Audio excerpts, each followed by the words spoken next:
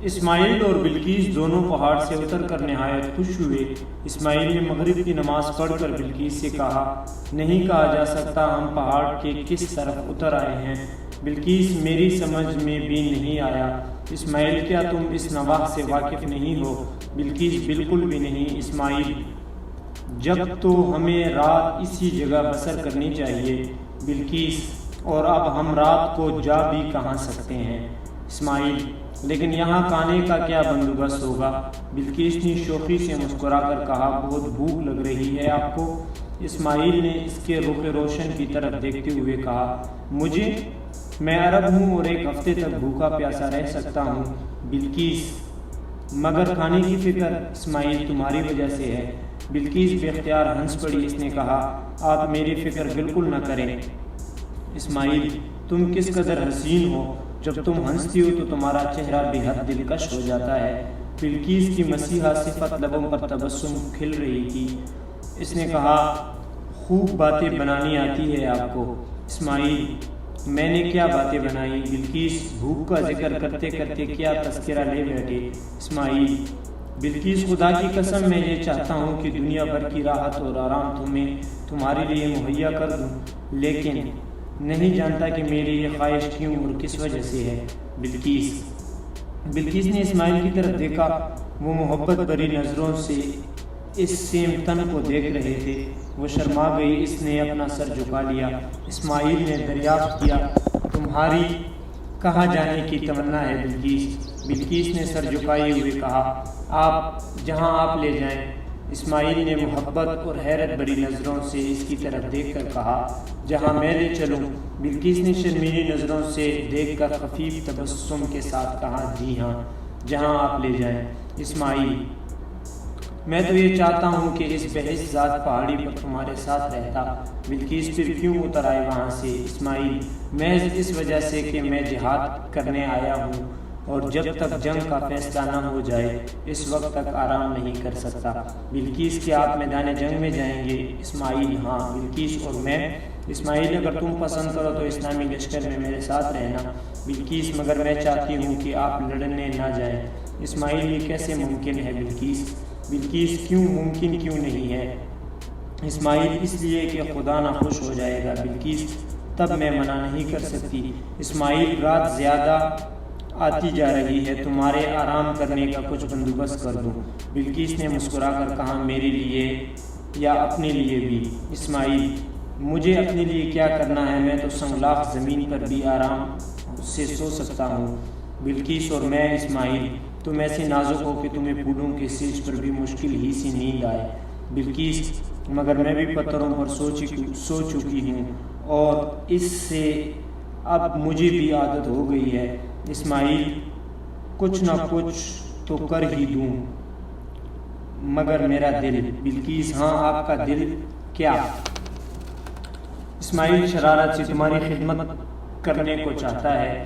بلقیس، میری خدمت کو بس معاف کیجیے، میں تو خود آپ کی خدمت کرنا چاہتی ہوں۔ یہ کہتی ہی وہ شرما گئی۔ اسماعیل نے محبت بھری نظروں سے دیکھ کر کہا، میری خدمت کرنے کو کیا مسرت آ گئی؟ خواب ہے یہ؟ بلقیس، خواب نہیں بلکہ حقیقت ہے۔ اسماعیل، جب تو میں نہایت خوش نصیب ہوں۔ بلقیس سر جھکائے بیٹھی رہی۔ اسماعیل اٹھے اور چشمے سے ذرا فاصلے تک گئے۔ انہوں نے ایک نشیب میں نہایت ملائم اور چھوٹی چھوٹی گھاس دیکھی۔ انہوں نے وہاں رات بسر کرنا پسند کی اور بلقیس کو بھی وہاں لے آئے۔ وہ عشاء کی نماز پڑھ کر سو گئے۔ صبح بیدار ہوتی ہی اسماعیل وضو کر کے صبح کی نماز پڑھنے لگے۔ انہوں نے قرات سے قرآن شریف کی تلاوت شروع کی۔ بلقیس اٹھ چکی تھی، وہ سننے لگی۔ اسماعیل پڑھ رہے تھے، ترجمہ: اے پیارے محمد صلی اللہ علیہ وسلم، ہم نے تم سے پہلے جو پیغمبر بھیجے ہیں ان میں سے بعض کا حال تمہیں بتا دیا اور بعض کا نہیں بتایا، اور اللہ نے موسیٰ سے باتیں کہیں، اور اے پیارے رسول صلی اللہ علیہ وسلم، ہم نے پیغمبر خوشخبری دینے والے اور ڈرانے والے بھیجے ہیں، تاکہ پیغمبر آنے کے بعد لوگ اللہ پر الزام نہ رکھ سکیں، اور اللہ غالب حکمت والا ہے۔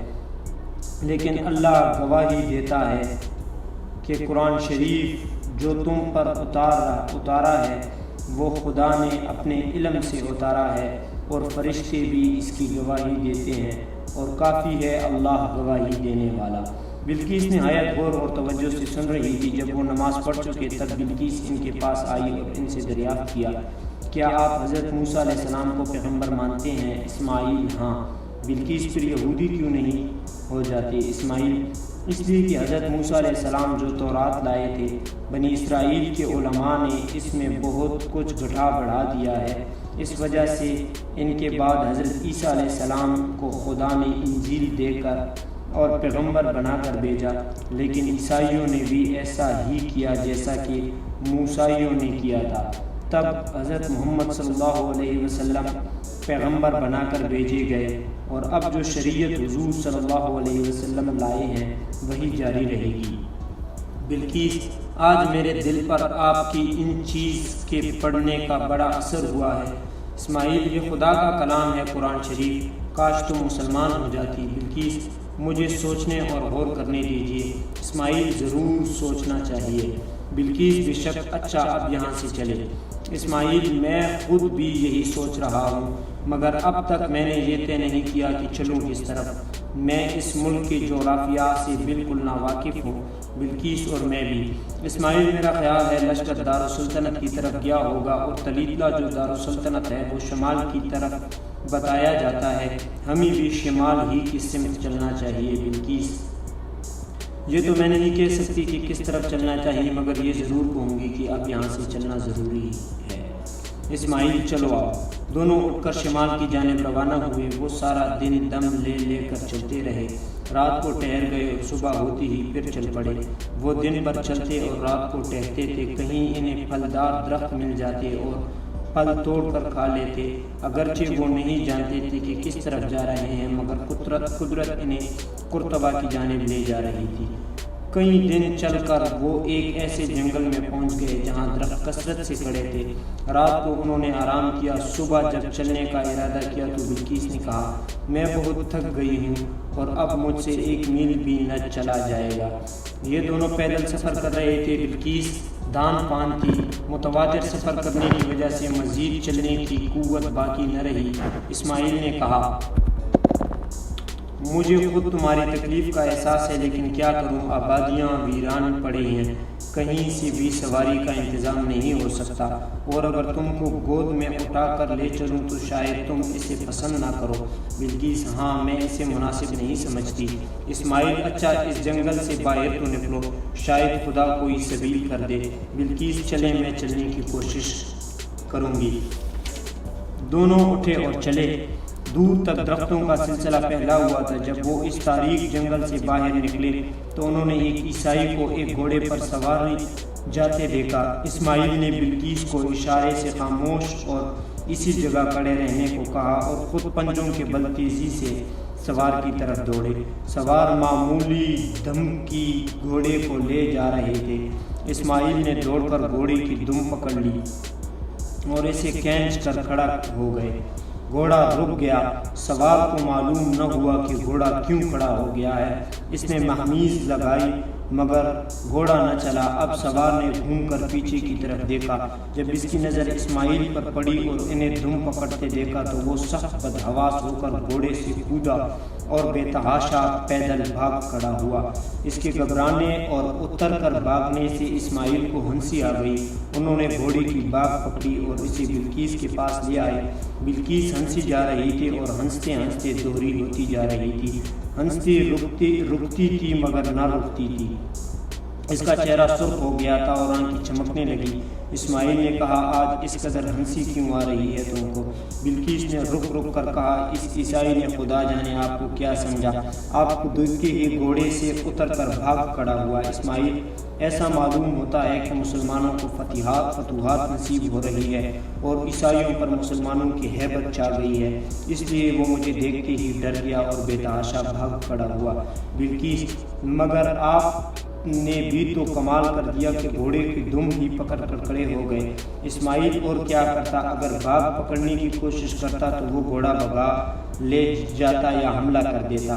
بلقیس، تدبیر خوب کی آپ نے۔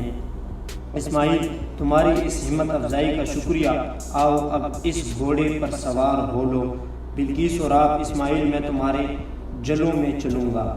بلقیس مگر یہ بات بھی نامناسب ہے کہ میں سوار ہو کر چلوں اور آپ پیدل۔ اسماعیل میں مرد ہوں اور پیدل چل سکتا ہوں، تم میری فکر نہ کرو۔ بلقیس ہم دونوں سوار نہیں ہو سکتے، اسماعیل ہو سکتے ہیں مگر جب تک میں تھک جاؤں گا اس وقت سوار ہو لوں گا۔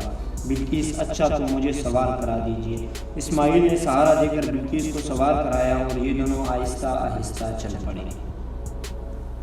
طارق طلیطہ کی طرف روانہ ہو گئے تھے۔ وہ چاہتے تھے کہ سارے اندلس میں ایک ہی وقت مسلمان گھوم جائے تاکہ عیسائیوں پر ان کی اور بھی ہیبت چھا جائے۔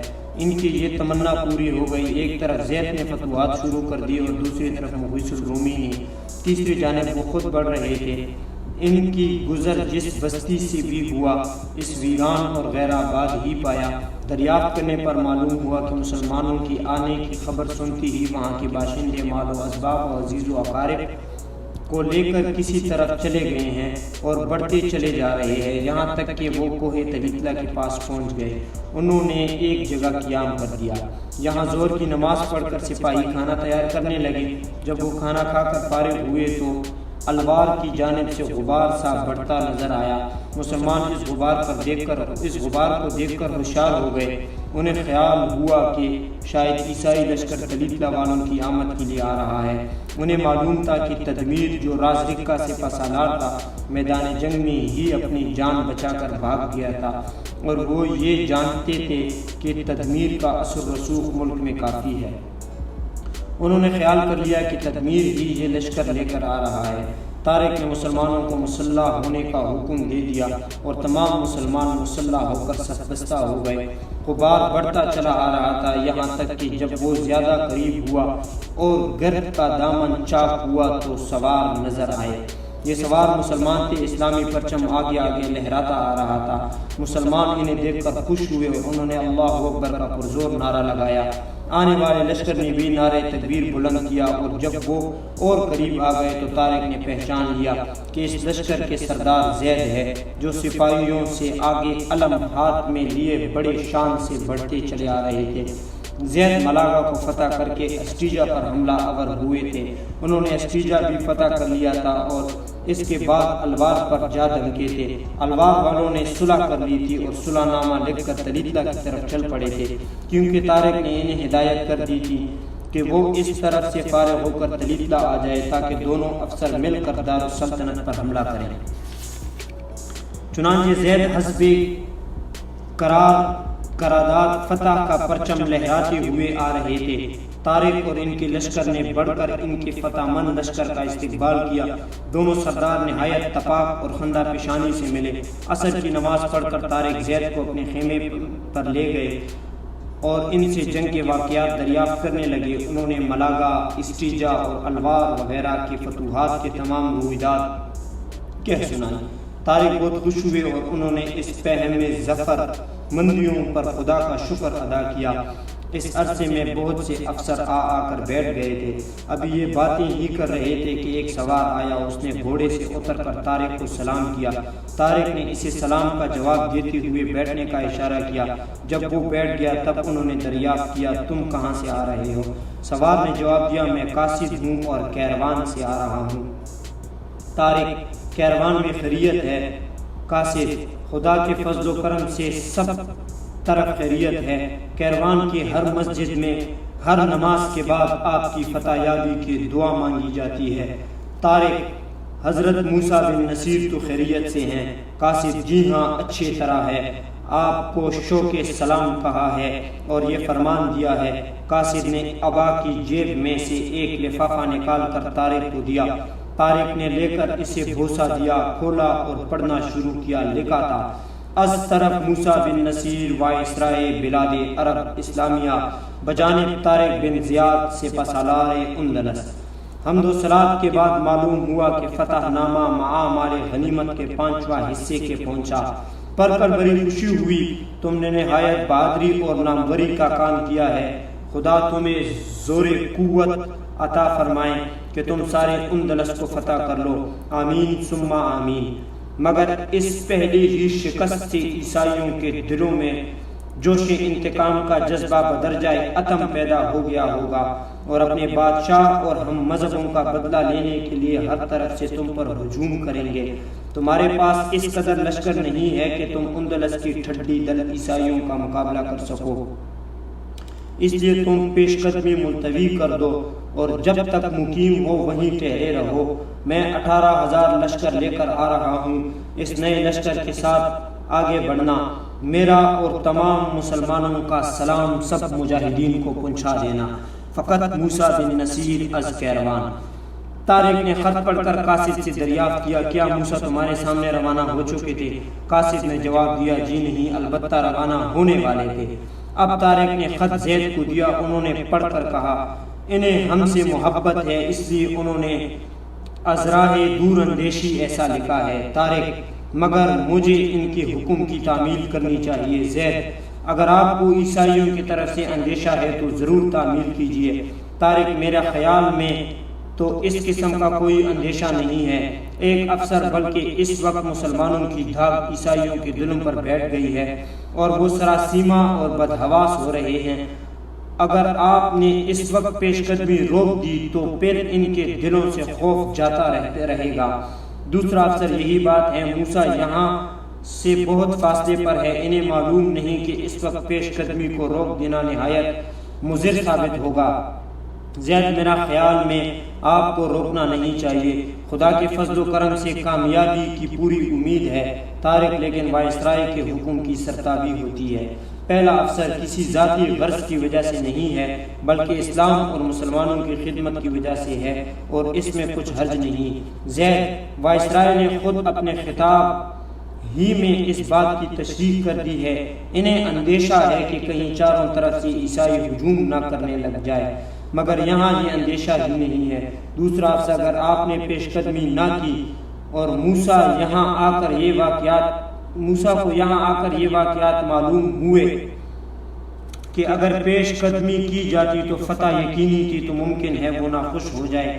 زید، یقیناً ناخوش ہوں گے، مناسب یہی ہے کہ پیش قدمی جاری رکھی جائے اور دارالسلطنت پر قبضہ کر لیا جائے، طارق بہتر ہے۔ اب مغرب کی اذان ہوئی اور یہ لوگ نماز پڑھنے چلے گئے۔ نماز پڑھ کر آتے ہی سب کھانا تیار کرنے لگے اور عشاء کی نماز پڑھ کر کھانا کھا کر سو رہے۔ صبح اٹھتے ہی نماز پڑھنے اور تلیتلا کی طرف روانہ ہوئے۔ اب تلیتلا بہت قریب رہ گیا تھا، سامنے پہاڑ آ گیا تھا اور پہاڑ کے آخری سرے پر دارالسلطنت تلیتلا تھا۔ یہ پہاڑ پر چڑھ کر درے میں گھس آئے اور نہایت تیزی سے اسے عبور کرنے لگے۔ ایک رات انہوں نے پہاڑ کی ایک کھلی ہوئی وادی میں قیام کیا اور صبح ہوتے ہی پھر چل پڑے۔ کئی دروں اور گھاٹیوں کو طے کر کے وہ دریائے ڈیکس کے کنارے پر پہنچے۔ سامنے ہی دریا کے دوسرے کنارے پر تلیتلا تھا، جس کی شاندار عمارتیں اور سنگی فصیل دور سے ہی نظر آ رہی تھی۔ شہر نہایت خوبصورت اور فصیل نہایت مضبوط تھی۔ تلیتلا پہاڑی چٹان پر آباد تھا، پہاڑ کاٹ کر ہی اس کی فصیل بنائی گئی تھی اور دریائے ڈیکس شہر کے چاروں طرف بہتا تھا۔ اس نے قلعے کے گرد قدرتی خندق قائم کر دی تھی۔ عیسائی فصیل پر چڑھے انہیں دیکھ رہے تھے۔ طارق نے اس روز اپنے لشکر کو دریائے ڈیکس کے کنارے پر مقیم ہونے کا حکم دیا اور تمام لشکر دور تک پھیل کر خیمہ زن ہو گیا۔ اہل تلیتلا کو قلعے پر اس قدر بھروسہ تھا کہ انہوں نے مسلمانوں کے آنے کے مطلق ہی پرواہ نہ کی، بلکہ نہایت اطمینان سے کاروبار میں مشغول رہے۔ جب طارق نے صلح کے لیے قاصد بھیجا تو انہوں نے نہایت سخت اور بڑا رد دکھا جواب دیا۔ مجبور ہو کر طارق نے دریا کو عبور کرنے کی کوشش شروع کر دی۔ اس دریا پر ایک عظیم الشان پل تھا، مگر پل کے دونوں طرف فوجی چوکیاں تھیں اور ان چوکیوں میں کافی فوج رہتی تھی، اس لیے اس طرف سے عبور کرنا دشوار نظر آتا تھا، مگر اور کسی طرف بھی ایسا کوئی موقع معلوم نہ ہوتا تھا جس کے ذریعے سے دریا کو پار کیا جا سکے۔ وجہ یہ تھی کہ اول تو اندلس کے قریب تمام دریا نشیب میں بہتے تھے اور ان دنوں کنارے بہت اونچے ہوتے ہیں، دوسرے یہ دریائے پہاڑی چٹانوں کو کاٹتا غاروں میں سے بہتا رہتا تھا۔ اس کے پاٹ کافی چوڑا تھا اور گہرائی کا پتہ نہ چلتا تھا۔ اگر کہیں گہرائی معلوم بھی ہو گئی تو چٹانوں سے غار میں کودنا صرف انسانوں کے لیے مشکل تھا، بلکہ گھوڑوں بھی نہیں اتر سکتے تھے۔ اس لیے اس طرف سے بھی کوئی موقع سوائے پل کے راستے پار اترنے کا نہ تھا۔ طارق کئی روز تک دریا کو دیکھتے رہے۔ عیسائی سپاہی روزانہ فصیل پر چڑھ کر طارق کے راستے پار میں لا حاصل صحیح کرتے دیکھ کر ہنستے تھے۔ کئی روز کی تلاش و جستجو کے بعد بھی نتیجہ یہی نکلا کہ صرف پل کے ذریعے سے دریا کو عبور کیا جا سکتا ہے۔ چنانچہ طارق نے پل پر دعویٰ کرنے کا ارادہ کر لیا اور ایک روز صبح کی نماز پڑھتے ہی 2000 سواروں کو لے کر پل کی طرف بڑھنا شروع کر دیا۔ فصیل والے عیسائیوں نے انہیں بڑھتے ہوئے دیکھ کر شور مچانا شروع کر دیا۔ چوکیوں والوں نے بھی مسلمانوں کو دیکھ کر بانپ لیا کہ وہ پل پر حملہ کرنا چاہتے ہیں، لہٰذا وہ بھی مستعد ہو بیٹھے۔ دونوں طرف 2 زبردست چوکیاں تھیں۔ یہ 2 چھوٹے چھوٹے قلعے تھے جو کافی بلند تھے اور ان کی فصیل چٹانیں کاٹ کر بنائی گئی تھی۔ دونوں کی فصیل گول تھے، جیسے اکثر برج ہوا کرتے تھے۔ ان دونوں چوکیوں میں 2000 سپاہی ہر وقت موجود رہتے تھے اور ضرورت کے وقت ان کی تعداد میں اور بھی اضافہ کر دیا جاتا تھا۔ چنانچہ اب بھی 1000 کا اضافہ کر کے 3000 سپاہی کر دیے گئے تھے۔ پل پر لوہے کا زبردست اور عالیشان پھاٹک تھا۔ جب پھاٹک بند کر دیا جاتا تو پھر کسی طرف بھی کوئی شخص ادھر سے ادھر یا ادھر سے ادھر آ جا سکتا تھا۔ مسلمانوں کے خوف سے پھاٹک بند کر دیا گیا تھا اور چوکیوں کے پہرے دار فصیل پر چڑھ گئے تھے۔ طارق خوب سمجھتے تھے کہ ان کے پل کی طرف حرکت کرتے ہی ان پر تیروں کی بارش شروع کر دی جائے گی، اور وہ یہ بھی سمجھ گئے کہ اگر سواروں کو لے جایا گیا تو یا تو گھوڑے زخمی ہو جائیں گے یا سوار مجروح ہو کر گر پڑیں گے۔ اس لیے انہوں نے تمام سپاہیوں کو دعویٰ کرنے کا حکم دیا تھا۔ 2000 میں سے 1000 پر زید کو افسر مقرر کر دیا اور 1000 اپنے ماتحت رکھ دیے۔ 2000 مجاہدین اسلام اللہ اکبر کا نعرہ لگاتے پل کی طرف بڑھے۔ قلعے کے فصیل والوں نے انہیں بڑھتے ہوئے دیکھ کر اس قدر شور مچایا کہ تمام قلعہ گونج اٹھا اور لوگ شہر میں سے جنگ کا تماشا دیکھنے کے لیے قلعے کے فصیلوں پر چڑھ آئے۔ ادھر چوکیوں والے بالکل مسلح اور مستعد ہو کر موقع کا انتظار کرنے لگے۔ مسلمان نہایت اطمینان اور استقلال سے ڈھالوں کو قلعہ بنائے بڑھ رہے تھے۔ انہوں نے تمام اونچی چٹانیں طے کر کے نیچے والے چٹانوں پر چڑھنا شروع کر دیا تھا، مگر جوں ہی وہ چوکی والوں کے زد پر پہنچے فوراً ہی ان پر تیروں کی مے برسنے لگی۔ تیر اس قدر سے آنے لگے کہ ایک دفعہ تو آفتاب تیروں کے نیچے چھپ گیا اور بہت سے مسلمان ان تیروں سے زخمی ہو گئے، لیکن وہ زخمی ہونے پر بھی نہ جھکے نہ رکے، بلکہ برابر بڑھتے رہے، اور انہوں نے اس بات کی کوشش کی کہ عیسائیوں کو یہ نہ معلوم ہو پائے کہ ان کے تیروں سے وہ زخمی ہو رہے ہیں۔ وہ بڑھ رہے تھے نہایت جان بازی اور بڑی جرت کے ساتھ۔ عیسائی انہیں اس طرح بڑھتے دیکھ کر کمال حیران ہو رہے تھے۔ اول تو وہ سمجھے کہ تیر فغنی کر کے مسلمانوں کو مجبور کر دیں گے کہ وہ ایک قدم بھی نہ بڑھ سکے ان کے برابر بڑھنے، اور اب وہ یہ سمجھنے پر مجبور ہو گئے کہ ان کے خالی تیر جا رہے ہیں اور مسلمانوں پر اثر نہیں کر رہے۔ ان کی وہ حیرت زدہ ہو کر ڈر گئے۔ انہوں نے سنا تھا کہ مسلمان عجیب لوگ ہیں، ان پر نہ آگ اثر کرتی ہے نہ پانی، ہتھیاروں کا تو مطلق بھی اثر نہیں ہوتا۔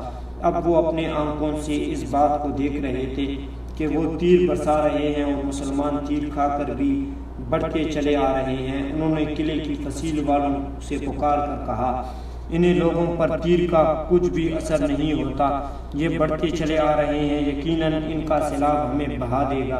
تلیدہ کا گورنر فصیل پر موجود تھا۔ اس نے للکار کر کہا، ہمت نہ ہارو، کوشش کیے جاؤ۔